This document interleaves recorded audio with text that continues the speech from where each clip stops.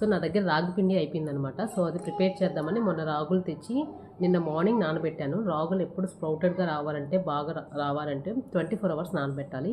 Even though అవి చిన్నవి అయినప్పటికీ బాగా స్ప్రౌటెడ్గా రావాలంటే 24 అవర్స్ మాత్రం వాటర్లో ఫర్ ఎవ్రీ 5 అవర్స్కి వాటర్ చేంజ్ చేసి నానబెట్టుకోవాలి.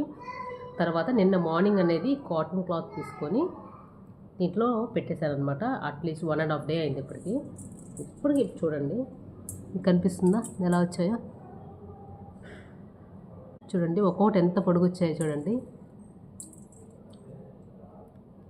ఇవి మళ్ళీ ఎండకి డ్రై చేసుకొని పౌడర్ కానీ పెట్టించుకున్నామంటే రాగి పిండికి కానీ రాగి సంగటికి కానీ చాలా టేస్టీగా ఉంటుంది, చాలా హెల్దీ. 10 టైమ్స్ డబుల్ అవుతాయి అన్నమాట దీంట్లో ఉన్న బెనిఫిట్స్ అనేది. ఇప్పుడు మీకు ఓపెన్ చేసి చూపిస్తాను.